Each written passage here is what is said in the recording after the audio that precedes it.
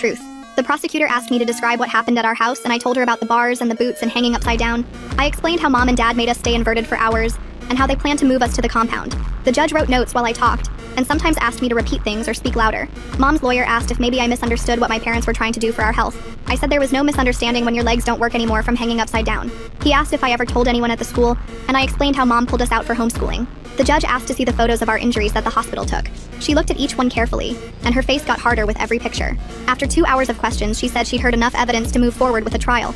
She signed papers keeping the no-contact order in place, which meant Mom and Dad couldn't come near us. 3 days later, Lori picked us up from the temporary shelter and drove us to meet our foster family. The Hoopers lived in a regular 2-story house with a big backyard and a swing set that looked normal.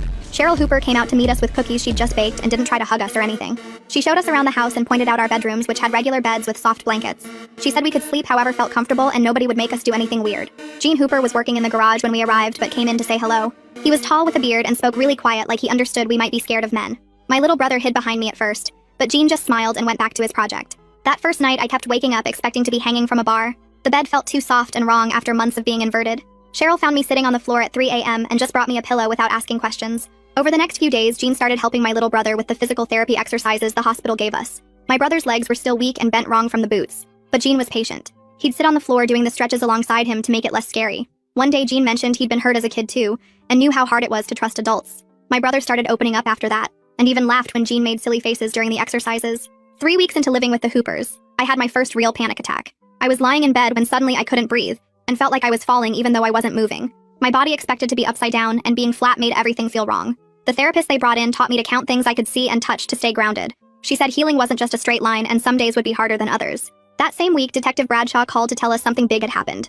Federal agents had raided the cult leader's compound after getting warrants based on our case and the evidence. They found dozens of families living there with kids hanging from bars just like we had been. The story was all over the news, but they kept our names secret since we were minors. Seeing footage of other kids being rescued made me realize we weren't the only ones this happened to. A few days later, Lori brought us letters from some of those other kids. They'd asked CPS to thank us for speaking up because our case gave them the courage to tell too. One girl wrote that she'd been hanging for 3 years and thought nobody would believe her. Another boy said his parents ran away when the agents came, but at least he was free now. Reading their letters made all the scary court stuff feel worth it. The prosecutor called to update us on the case against Mom and Dad. She said the trial was set for 2 months out, but their lawyers were already talking about plea deals. If they admitted guilt, they'd probably get 5 to 7 years in prison instead of the maximum sentence. Part of me wanted them to get longer, but mostly I just didn't want to testify again. Meanwhile, my baby sister was making amazing progress with her physical therapy.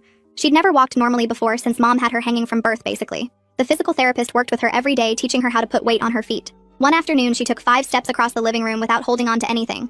Everyone started crying, including Gene and Cheryl, who'd been cheering her on for weeks. Watching her learn to walk like a regular kid made everything we went through feel less permanent.